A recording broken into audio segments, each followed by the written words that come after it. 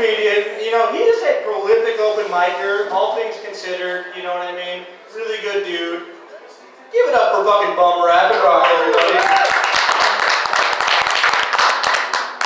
Oh, man. This just felt fitting for you. It just felt fitting. Been there, done that. Bought the tattoo and got the t-shirt. Anyway, okay, so does anybody else feel like mouth-to-mouth resuscitation is the human equivalent to blowing into a video game cartridge to hoping it will still work? Just blow it. Come on, Mario! Don't give up on me. So this morning, I told myself I was going to stop smoking pot. This afternoon, I thought, why would I listen to a pothead that talks to himself? So as it turns out, no thanks, I'm a vegetarian, is a very fun thing to say when someone tries to hand you their baby.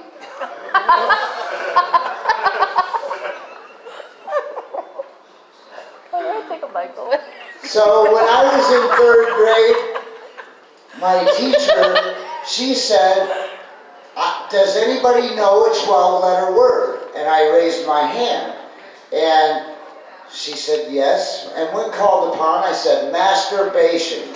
She said, whoa, that's a mouthful. I said, oh no, you're thinking of blowjob.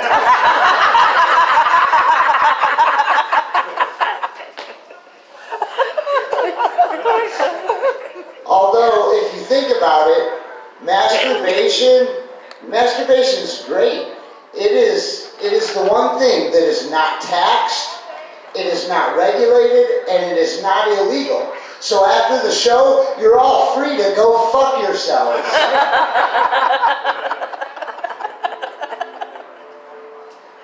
So, I actually have a firm hand on my masturbation addiction. Don't worry, I'm still beating it.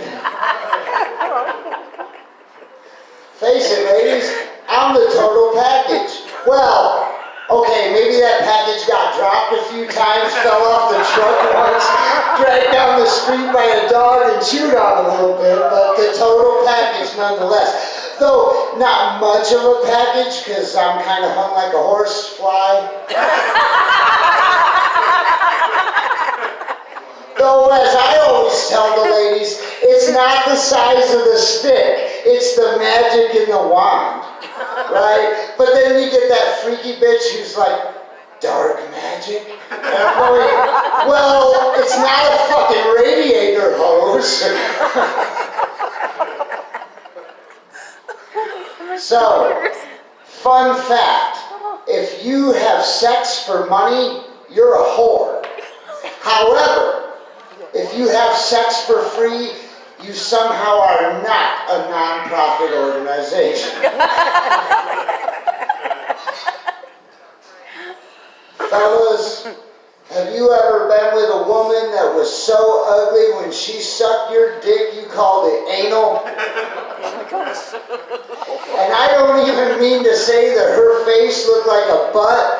She was eating a Snickers and I thought a Great Dane was prairie dogging her. I don't know whether she needs an ear, nose, and throat doctor or a proctologist. She's so ugly she makes Mick Jagger look normal. And he's a butterface if butter was made out of schmegma and cockroaches. Then she said something about she's got to go get her beauty sleep, and I'm like, you know a fucking coma ain't gonna help that shit, right? But God forbid she was to go into a coma, and Prince Charming came along, he'd be like, whoa, shit, yeah, we're just gonna be friends. And she ain't never waking up. That bitch is so ugly, if she saw her reflection in the water, she'd crack the fucking pond. If I worked at a department store, I'd offer her a complimentary ski mask in the summer.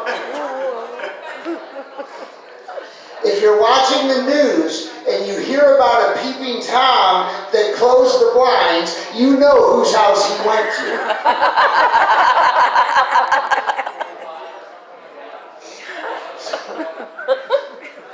Then she wants to get in a yelling match with me. I am far from ugly. And I'm like, you ain't as far away as you think. GPS says we reached our destination. Yeah, she's definitely a two-bagger. That's where you got to put a bag over her head and one over yours in case hers falls off. But who the fuck am I kidding? The only way she's getting laid is if she crawls up a chicken's ass and waits for a while. So, recently, within the last few weeks, I got with this woman for about a week and a half. We were together almost 10 days, and she totally fucking flipped her shit on me. And she was like, is that what I am to you? You think of me as a dog? Like, you snap your fingers and I'm supposed to lay down, come when you want me to, you think of me as a dog? And I'm like, no, I kind of think of you like a candle. I mean, you brighten up a room, you bring warmth into my life, and if I leave you alone for too long, you're probably going to burn my fucking house down.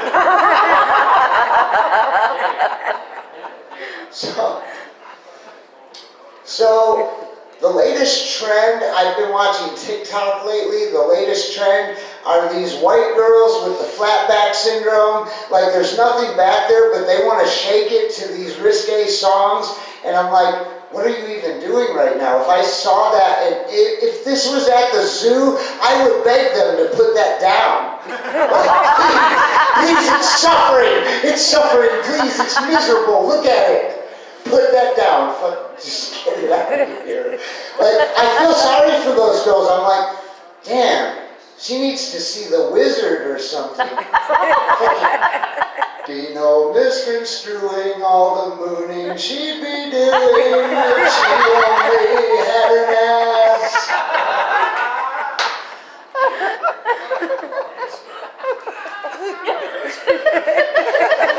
Yeah, I'm fucked up.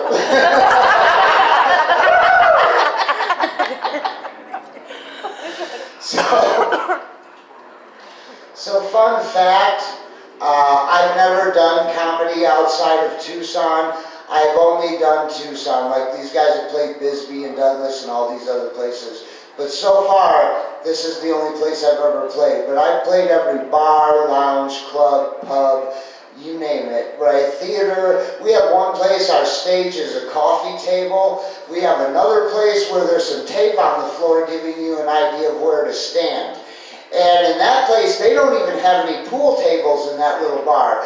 But they've got a billion dartboards along the wall. And they love their darts. And I'm like, no, I suck at darts, right? But I get their notifications in my phone all the time. And they're like, come on down to our place where you go anyway and show your skills at our dart tournament. And I'm like, I would if I had any. But I suck at darts, right? Well, but I love those little bars because the craziest shit happens there. The last time I was there, this lady got her nipple pierced right in front of me. I mean, it was an accident. I wasn't aiming for her. I suck at darts.